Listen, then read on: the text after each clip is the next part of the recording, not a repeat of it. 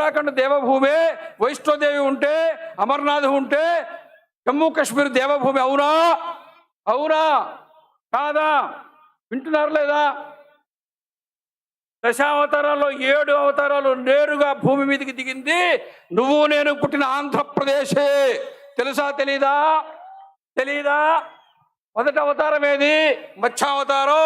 మత్స్యావతార దేవాలయం ఎక్కడుంది? నాగలాపురం ఎక్కడుంది? ఆంధ్రప్రదేశ్. రెండో అవతారం ఏది? కూర్మావతారం, శ్రీకూర్మం ఎక్కడుంది? ఆంధ్రప్రదేశ్. మూడో అవతారం ఏది?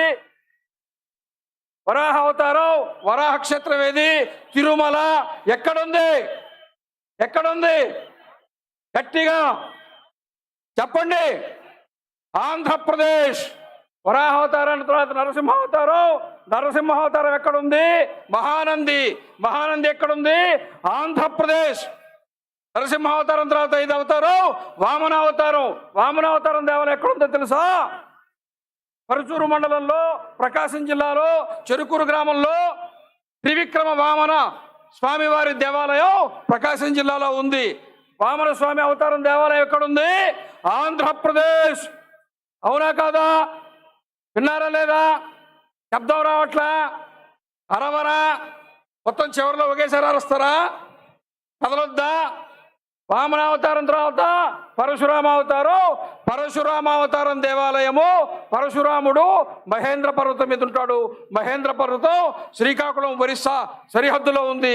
శ్రీకాకుళం జిల్లాలో ఉండే మహేంద్ర తనయ పర్వతం మీదే పరశురాముడు ఉంటాడు. కాబట్టి పరశురామావతారం ఎక్కడుంది? ఆంధ్రప్రదేశ్. రాముడు ఉత్తరప్రదేశ్, బలరాముడు ఉత్తరప్రదేశ్, కృష్ణుడు ఉత్తరప్రదేశ్, అఖిలాండ కోటి బ్రహ్మాండ నాయకుడు, కలియుగ ప్రత్యక్ష దైవం సాక్షాత్తు వెంకటేశ్వర స్వామి తిరుమలలో ఉన్నాడా లేడా? తిరుమల ఎక్కడుంది? ఆంధ్రప్రదేశ్. అవునా కాదా? 7 అవతారాలు ఏ ఆంధ్రప్రదేశ్లో ఉన్నాయో ఆ ఆంధ్రప్రదేశ్ని రాష్ట్ర ప్రభుత్వం తక్షణం ఇది దేవభూమిగా ప్రకటించాలా వద్దా? అయోధ్య కారిడార్ వచ్చిందా లేదా? కాశీ కారిడార్ వచ్చిందా లేదా? చార్ధామ్ కారిడార్ వచ్చిందా లేదా? తిరుమల నుంచి శ్రీకాకుళం దాకా ఈ 7 క్షేత్రాలని కలుపుతూ మనకు కూడా 7 అవతారాల కారిడార్ వస్తే ప్రపంచం మొత్తం ఇక్కడికే వస్తుంది. ఆంధ్రప్రదేశ్ అగ్రగామిగా ఉంటుంది. ఆంధ్రప్రదేశ్ ఆధ్యాత్మిక పుణ్యభూమి, ఆంధ్రప్రదేశ్ అవతారాల పుణ్యభూమి, ఆంధ్రప్రదేశ్ దేవతల దేవభూమి. అవునా కాదా?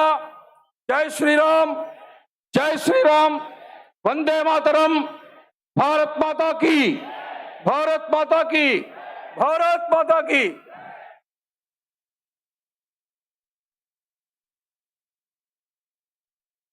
వేడెక్కిందా లేదా?